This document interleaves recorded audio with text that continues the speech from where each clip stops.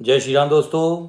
आज हम सास और बहू के रिश्ते के बारे में और नंद के इंटरफेयर के बारे में चर्चा करेंगे। दोस्तों, हर पीढ़ी की सोच और जीवन जीने का तरीका अलग होता है। जब सास अपनी पुरानी मान्यता को थोपती है और बहू नई सोच अपनाना चाहती है तो टकराव होता है। मनोवैज्ञानिक कहते हैं कि हमारा मस्तिष्क बदलाव का विरोध करता है।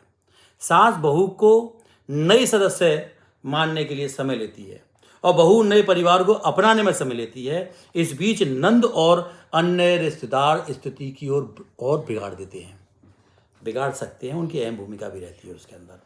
सास को लगता है कि बहू बेटा छीन रही है और बहू को लगता है कि सास उसके अधिकार छीन रही है। इस मानसिकता से घर का वातावरण तनावपूर्ण हो जाता है। लगातार बहस और लड़ाई से कार्टिसोल हार्मोन बढ़ता है, जिससे मानसिक स्वास्थ्य बिगड़ता है और घर नरक जैसे लगने लगता है। दोस्तों, इस पर एक छोटी सी कहानी है, उसी बारे में हम बताते हैं कि एक बार एक गांव में शांति देवी नाम की सास थी। उनका बेटा शादी करके बहू सुहावनी को घर लाया। नंद गीता अक्सर घर आती थी और बहू की हर बात पर उंगली उठाती थी। बहू को खाना बनाना नहीं आता है, ये घर के काम को ठीक से नहीं कर पाती है, बहुत धीमे धीमे करती है, भैया तुम्हारी पत्नी तुम्हें हमसे छीन लेगी, हमको दूर ले जाएगी, हमसे दूर कर देगी, ये सारी बातें वो करती थी।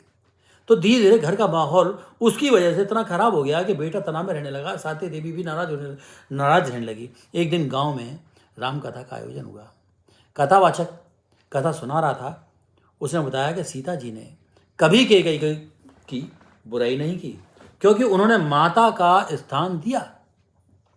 श्री राम ने भी अपने हर रिश्ते को सम्मान से निभाया। अगर रामायण में हर कोई एक दूसरे की बुराई करता तो ये राम राज्य नहीं बन पाता। ये सुनकर बहू सुहावनी ने ठान लिया, ये सोच लिया कि वह अब सिर्फ प्यार और सम्मान की भाषा बोलेगी। उसने सास के लिए सुबह चाय बनाना, नंद के लिए मिठाई खिलाना और हर बार कहा कि माँ, आप मेरी ताकत हो। धीरे धीरे शांति देवी का दिल पिघल गया। नंद गीता ने भी बहू को प्यार की दृष्टि से देखना शुरू कर दिया। सोच बदल गई। कुछ महीनों में घर की तकरार पूरी तरीके से खत्म हो गई। अगर हम वैज्ञानिक दृष्टिकोण से देखते हैं तो वैज्ञानिक शोध कहते हैं कि जब पॉजिटिव वर्ड का उपयोग करते हैं तो मस्तिष्क में सेरोटोनियन और डोपामिन बढ़ते हैं, जो रिश्तों में मिठास लाते हैं। आभार जताने से मन का तनाव 40% कम हो जाता है। पता है आपको? जब लोग एक दूसरे की बातें बिना टोके सुनते हैं तो मानसिक तनाव, हार्मोन्स, कॉर्टिसोल कम होते हैं, जिससे रिश्ते मजबूत हो जाते हैं।